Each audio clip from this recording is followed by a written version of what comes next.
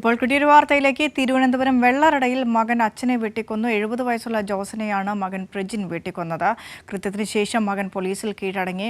സുലേഖ ശശികുമാർ തിരുവനന്തപുരത്ത് നിന്ന് ചേരുന്നത്. സുലേഖ, ഈ കൊലപാതകത്തിലേക്ക് നയിച്ച സംഭവമായി കാരണമായി പോലീസ് പറയുന്നത് എന്താണ്? ഈ മകൻ പോലീസിനോട് അത്തരത്തിൽ എന്തെങ്കിലും കാര്യങ്ങൾ വിശദീകരിച്ചിട്ടുണ്ടോ?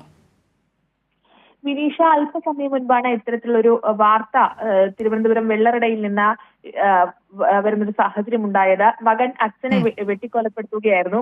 ജോസ് എന്ന് പറയുന്ന 70-കാരനെ പ്രജിൻ എന്ന് പറയുന്ന 28 വയസ്സുകാരനാണ് കൊലപ്പെടുത്തിയത്. ഇത് സംബന്ധിച്ച് പോലീസിൽ ഈ ജോസിന്റെ മകൻ പ്രജിൻ തന്നെയാണ് ഇത്തരത്തിൽ പോലീസിൽ കീഴടങ്ങി താൻ ഇത്തരത്തിലൊരു കൊലപാതകം ചെയ്തിട്ടുണ്ട് എന്നത് പോലീസിനോട് പറയുന്ന ഒരു സാഹചര്യം ഉണ്ടായത്. എന്തായാലും പ്രജിൻ ഇപ്പോൾ വെള്ളറട പോലീസിൽ കസ്റ്റഡിയിലാണ്. ഇയാളെ ചോദ്യം ചെയ്തു വരികയാണെന്നതാണ് നമുക്ക് പോലീസിൽ നിന്ന് ലഭിക്കുന്ന വിവരം.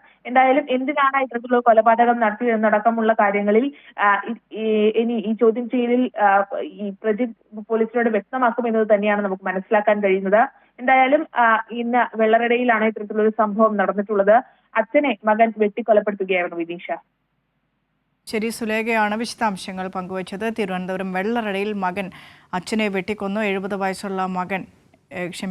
വയസ്സുള്ള അച്ഛനെയാണ് മകൻ പ്രജിൻ വെട്ടിക്കൊന്നത്. പ്രജിന് 28 വയസ്സാണ്. ഈ പ്രതിയായ പ്രജിൻ തന്നെയാണ് പോലീസിൽ കീഴടങ്ങി താൻ അച്ഛനെ കൊലപ്പെടുത്തിയെന്നുള്ള വിവരങ്ങൾ പോലീസിനോട് പങ്കുവച്ചത്.